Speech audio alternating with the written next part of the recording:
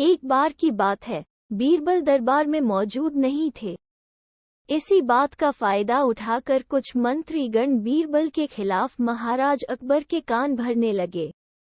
उनमें से एक कहने लगा, महाराज, आप केवल बीरबल को ही हर जिम्मेदारी देते हैं और हर काम में उन्हीं की सलाह ली जाती है। इसका मतलब ये है कि आप हमें अयोग्य समझते हैं। मगर ऐसा नहीं है, हम भी बीरबल जितने ही योग्य हैं। महाराज को बीरबल बहुत प्रिय थे।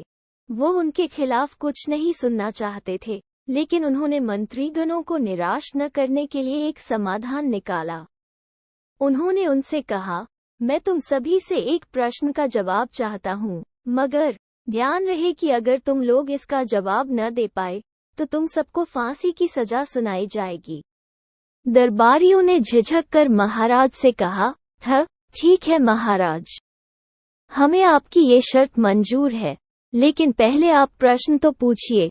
महाराज ने कहा, दुनिया की सबसे बड़ी चीज क्या है? ये सवाल सुनकर सभी मंत्रीगण एक दूसरे का मुंह ताकने लगे।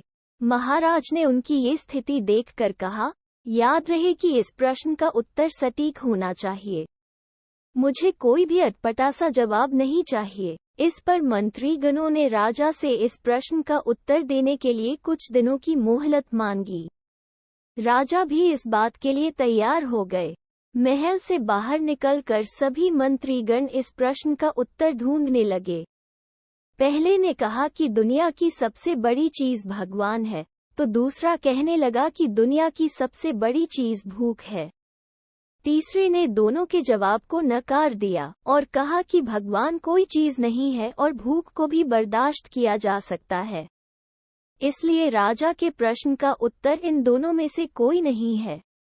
धीरे धीरे समय बीतता गया और मोहलत में लिए गए सभी दिन भी गुजर गए।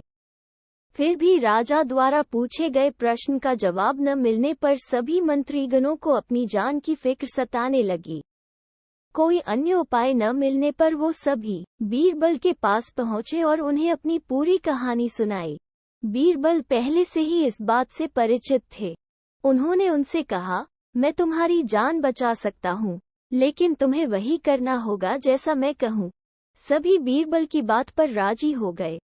अगले ही दिन बीरबल ने एक पालकी का इंतजाम करवाया।